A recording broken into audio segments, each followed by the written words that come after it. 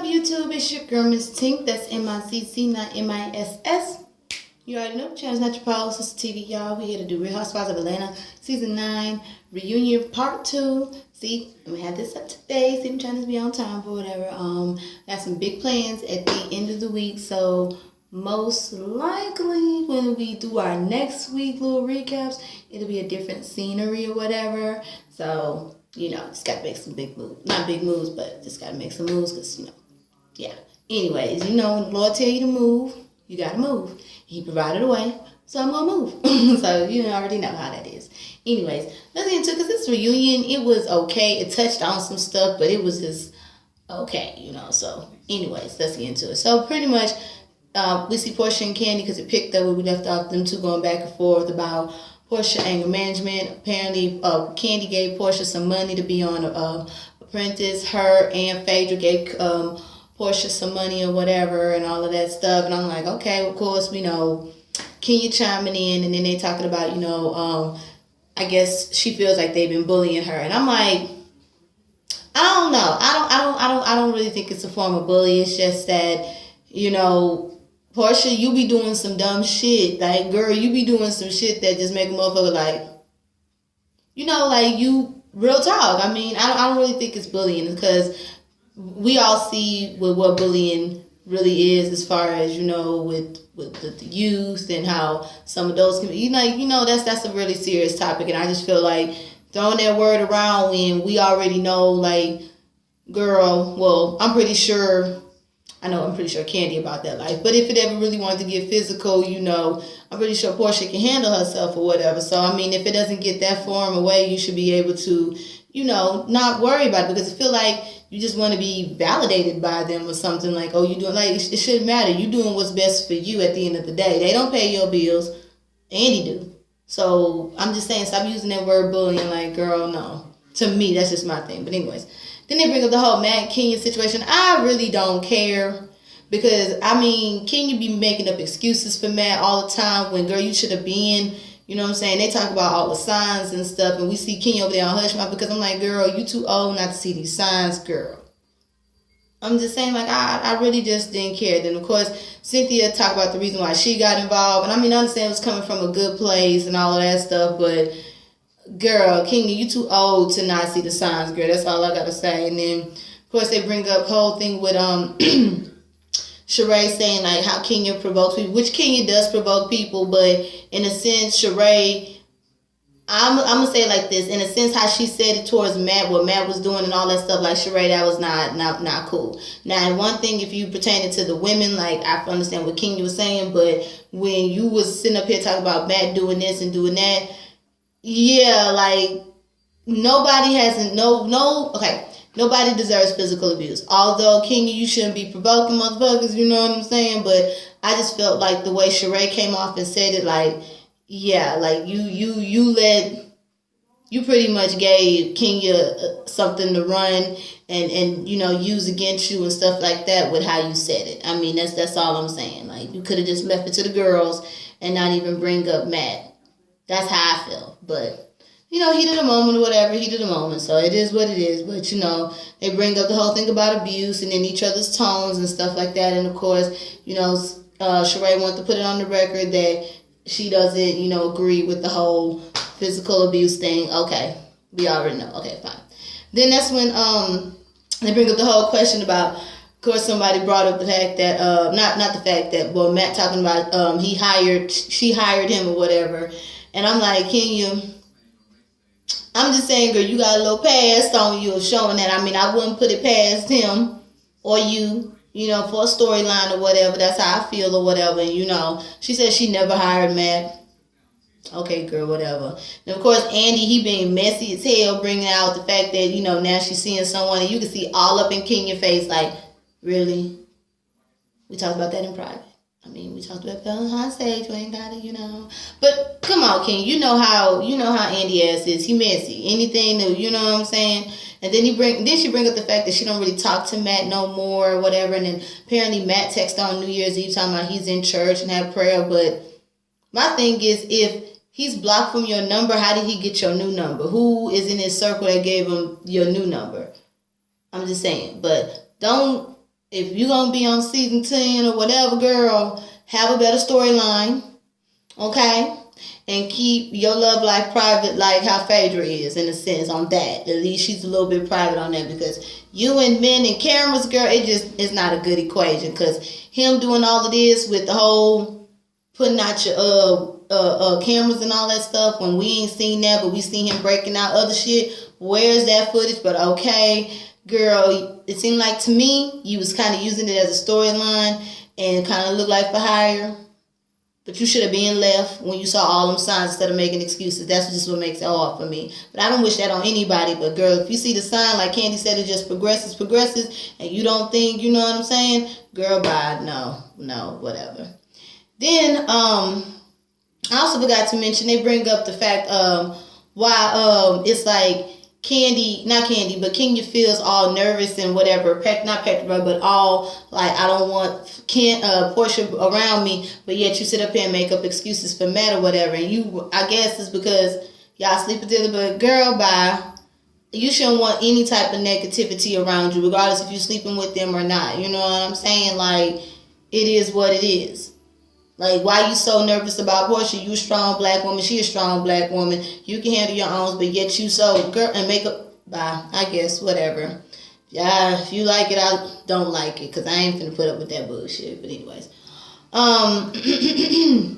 Then they get on Phaedra's issues with Apollo and the whole divorce thing. And, of course, with her lying ass, you know, of course, they went back to the due dates and all of that shit. I was like, oh, okay, anyways.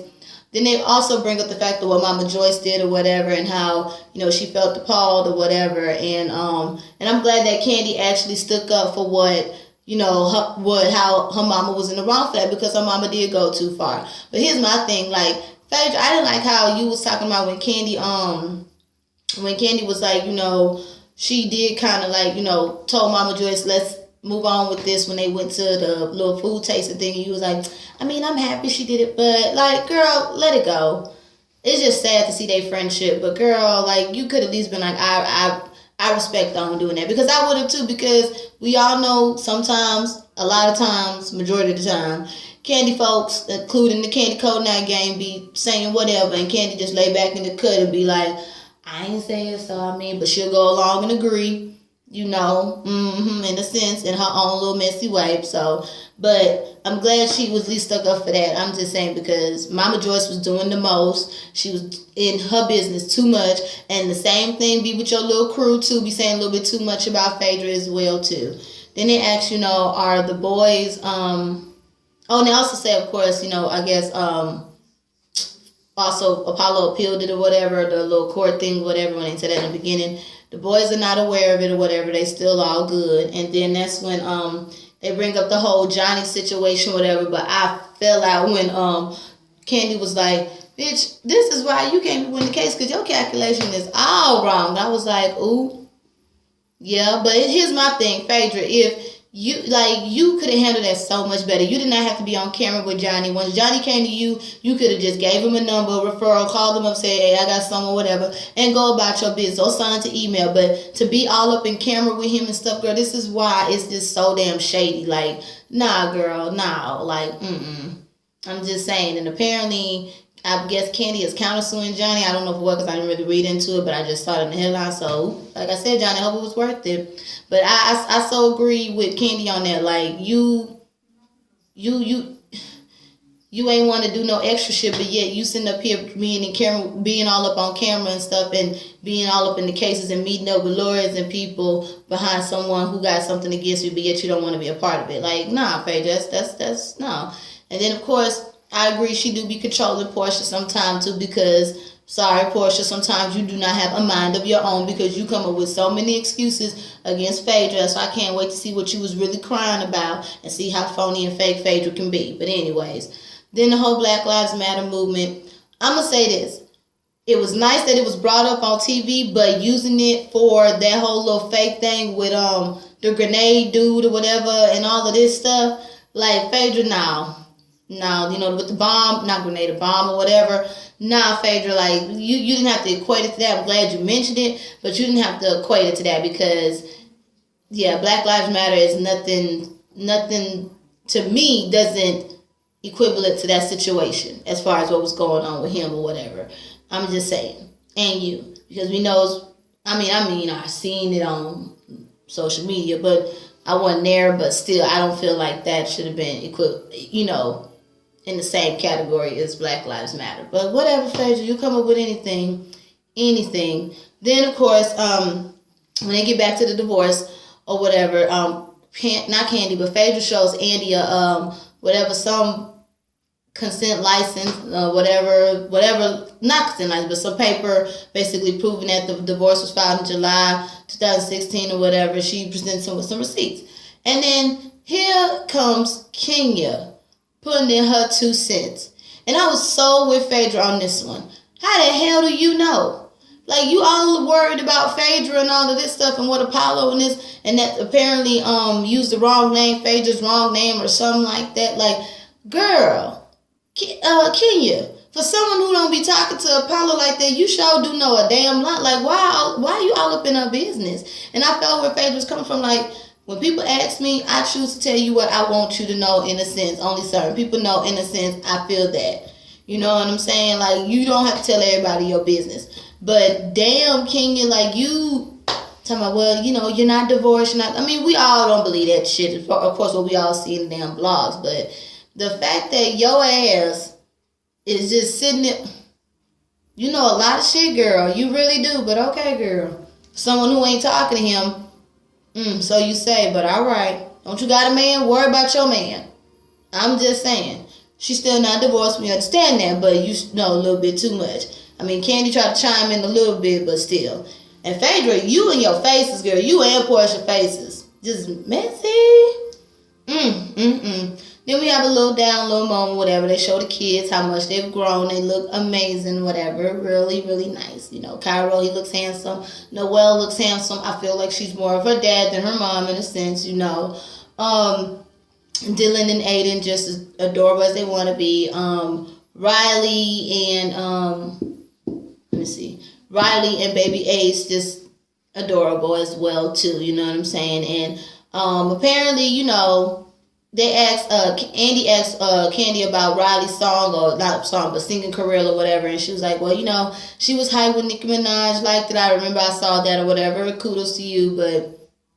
Okay, with Riley. But then she brings up the fact that, she doing her thug dizzle with Escape. And that's what's up, because we all know Candy got that money. She don't really need Real Housewives of Atlanta. She is an actual celebrity. So get your money, not to mention that song. She, Shape of Your Body. I like that song, I'm in love with the shape of you. She did that. I like that song. So right on, Candy, we understand you don't really need these hoes. So it was really nice. And they also bring up the fact that, the kids are handling the whole pressure with all the mustling of the reality show very, very well. So that's nice to know. Then they ended off with the whole thing with Sheree and Bob. And I ain't gonna lie, I got a little, I felt bad for Sheree, because Bob, how he was acting and what he's been doing, from the past or whatever, like, I felt bad for Sheree. We see that, Sheree just really just broke down. And I understand, some people suppress their hurt, their anger in many different ways, but I'm just glad that she let it go. You know what I'm saying? Just let it go and saw that Bob is not the one for her. Because for any man or woman, whoever you're in a relationship with, to sit up here and talk about, I didn't choke you hard enough, or, I wish the plane would go down, but, your mom, but the only reason why I don't, because your mom is on the plane, to up and leave for 6 months, and she just, she just want to keep her family together, and she pretending that he, staying face, like, it's hard, and I felt bad for her. And Bob, you full of shit for that one, dog. Like, and I understand she wanted to change, not to mention, she has kids with him, and, us women, we try to,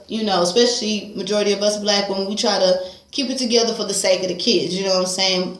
Majority of all women, but I see it mostly in the black women, mostly in the black women era, and they don't report it or whatever, because, they try to keep their family together. But Sheree, I feel bad for you, in a sense, not in a sense, but I felt bad for you that you had to go through that, and I'm glad you found a way to get it out. I kind of wish that it wasn't on camera, but maybe that's what you needed to get it out there, you know what I'm saying, and also pay for that house, you know what I'm saying. But all bullshit aside, I'm happy that you broke down and not broke down in a sense, but got it out. Not, just being a woman and just being emotional, being you. And we understand, like, sometimes you can't carry it all on your shoulders, although you try. And it was nice to see all the girls being there for her. And nobody knew. She kept it quiet for like 10 years or more, but nobody knew because she wanted to stay face. And it was just nice to see that they had that moment for that little bit of time, because we all see what's gonna happen in part 3 and 4. But it was just nice to see that. And Sheree, kudos to you for not getting back with Bob. I can't wait to see how Bob is going to explain himself with that, because that was some bullshit that you said, and just the whole thing, girl. I'm just glad that you just let that shit go. Let it go, girl. Talk to your kids about it, because especially your daughters, you don't want them to go through it. You want them to be better than you. So, you know what I'm saying? Which, because I'm pretty sure they will. They all look like some great kids. Every last one of them. Even the little babies. You know what I'm saying? But, she said she don't even know that they even watched the show, but, she got to talk to them. It was nice to see that Kenya and her had a little close hug, knowing that they was just going back and forth at each other about the whole thing of, poking fun at domestic abuse or whatever. So it was just nice to see Sheree finally break down, in a sense, and stop being all high and mighty and just be like understanding, like, girl, it's okay. It's okay. You still strong. It's okay, though. You know what I'm saying? It's all right, girl. But that's pretty much how it was. They touched on some good points with the domestic abuse. And, I forgot to mention, Phaedra was trying to throw little slugs at the whole thing with, the old lady gang restaurant. From what I hear, is doing really good. So, Candy, you right. You got it open, girl. You do what you do. It ain't going to be a Peter, moldy rice Uncle Ben. Ain't going to be any of his projects. From what I hear, is doing really well. So, hey, it is what it is. So, okay. And then, of course, King, you over here talking about the reverse reads or whatever, because she's talking about you like a condo now into a town home or whatever she said. Yeah, it might be a little bit reversed, rehearsed or whatever, but Phaedra be pulling them out or whatever, you know what I'm saying, pulling out them reads and all of that stuff. And King, you be doing it too, the back and forth. It's cute. Catty, but yet cute, because y'all be hitting some points, but I think Phaedra always be getting it, in a sense. But King, sometimes you deliver too. Yes, you do. And my thing is this. I wish that Phaedra and Candy could, reconcile, but all these faces that them two be making at each other when they speak, it's just too much. It's going to take some time. Anyways. But that's pretty much all. We're going to see what's going on next week or whatever. Oh, and also forgot to forget, I'll be forgetting stuff. Y'all better be coming back. I'm so glad Sheree actually admitted that she owes Nene an apology with what she said about her son, because the whole thing that happened with Cairo and everything, but yet she was going in on Nene's son, Bryce. She was like, So I'm glad she owned up to that, because, yes, girl, sometimes you can't help it with the children. Sometimes it's the company that they keep, but I'm glad that, I hope and pray Cairo learned his lessons. As far as with that and everything. But, hey, glad you owned up to that, because, yeah, you do a whole one. But that's pretty much it. If I forgot something, y'all, leave it in the comment section below. But overall, this episode was like, meh. Like I said, I can't wait till the guys come on, and then we could really see what's, you know what I'm saying? We're going to really see what's going on and popping, you know what I'm saying? But other than that, that's pretty much it, y'all. So I'm Miss Tink. That's M-I-C-C, not M-I-S-S. You already know, channel that you post to TV, y'all, and y'all have a blessed one, okay? Deuces.